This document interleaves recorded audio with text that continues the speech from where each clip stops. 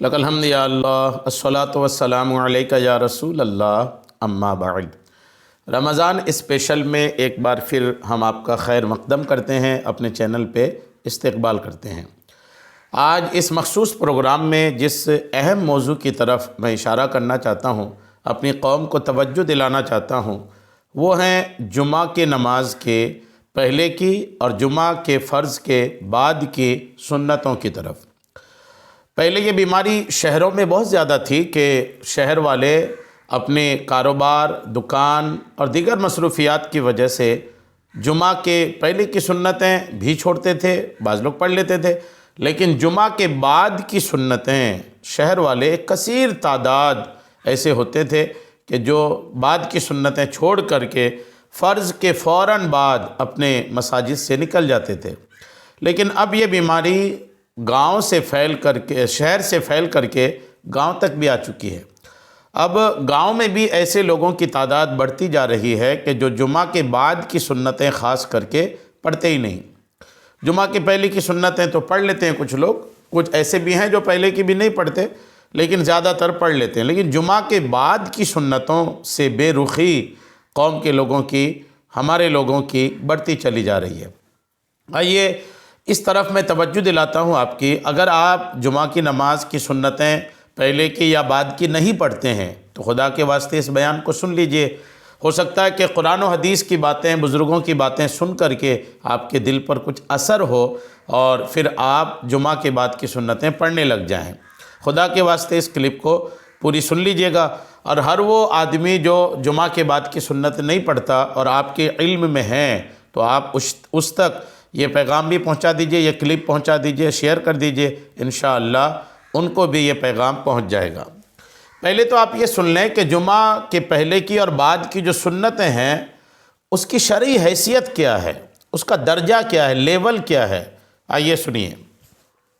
نماز جمعہ میں فرضوں سے پہلے والی 4 سنتیں بالاتفاق سنت مؤکدہ ہیں، سنت مؤکدہ ہیں۔ البتہ فرضوں کے بعد والی سنتوں میں اختلاف ہے۔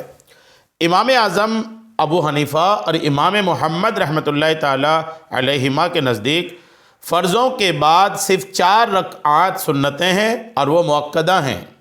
ہم لوگ چونکہ حنفی مسلمان ہیں، امام اعظم کے نزدیک بھی اور امام محمد رحمۃ اللہ تعالی علیہ کے نزدیک بھی جمعہ کے بعد کی جو سنتیں 4 ہیں وہ سنت مؤکدہ ہیں۔ اختلاف کیا ہے؟ سیدنا امام ابو یوسف رحمۃ اللہ تعالی علیہ کے نزدیک فرضوں کے بعد ان 4 رکعات سنت مؤکدہ کے بعد مزید 2 سنتیں ہیں، لیکن آپ رحمۃ اللہ علیہ کے نزدیک بھی یہ مؤکدہ نہیں ہے، غیر مؤکدہ ہے۔ ان کا پڑھنا افضل ہے اور ان کو پڑھنے کا ہی اہتمام کرنا چاہیے۔ یہی موقف زیادہ احتیاط والا، افضل اور مختار ہے، اور اسی پر اکثر مشائخ کا عمل بھی ہے۔ یعنی امام اعظم رحمۃ اللہ تعالی علیہ کے نزدیک جمعہ کے بعد 4 رکعات سنت مؤکدہ ہے، پڑھنی ہے، اور امام ابو یوسف فرماتے ہیں کہ 4 تو ہے ہی ہے، 4 کے بعد بھی 2 رکعت اور سنت ہے، بھلے وہ غیر مؤکدہ ہیں لیکن وہ بھی ہے اور ان کو بھی پڑھنے کا اہتمام کرنی چاہیے۔ جمعہ کے فرضوں سے پہلے 4 سنتوں کے بارے میں حدیث سن لیجیے۔ اب تو فقہا کا قول سنیں نا، اب حدیث سن لیجیے۔ جمعہ کے فرضوں سے پہلے والی 4 سنتوں کے بارے میں ابن ماجہ کی ایک حدیث پاک ہے۔ حضرت ابن عباس رضی اللہ تعالی عنہما سے مروی ہے کہ نبی کریم علیہ السلام جمعہ سے پہلے اکٹھی 4 رکعتیں بلا فصل ادا فرماتے تھے۔ نبی کریم علیہ السلام بھی جمعہ سے پہلے 4 رکعات نماز پڑھتے تھے۔ سنن ابن ماجہ کتاب الجمعہ صفحہ 79 میں یہ حدیث پاک ہے۔ اور جمعہ کے بعد والی 4 سنتوں سے متعلق نبی کریم علیہ الصلاۃ والتسلیم نے فرمایا، جب تم میں سے کوئی جمعہ پڑھے تو اس کے بعد 4 رکعات سنتیں پڑھے۔ اب غور کیجئے، آپ کے نبی نے یہ حدیث پاک ارشاد فرمائی، اتنا کلیئر فرمان ہے نا، واضح فرمان ہے۔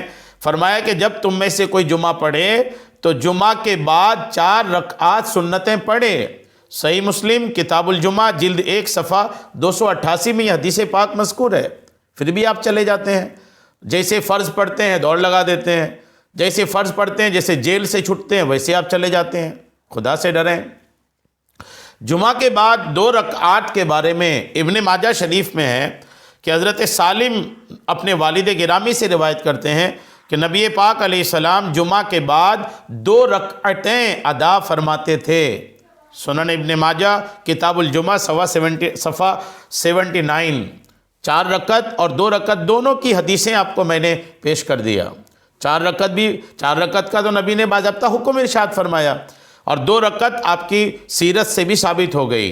تو وہ 4 رکعت بھی پڑھیں جو سنت مؤکدہ ہے، اور اللہ توفیق دے تو اس کے بعد 2 رکعتیں بھی پڑھیں بھلے وہ غیر مؤکدہ ہیں۔ بخاری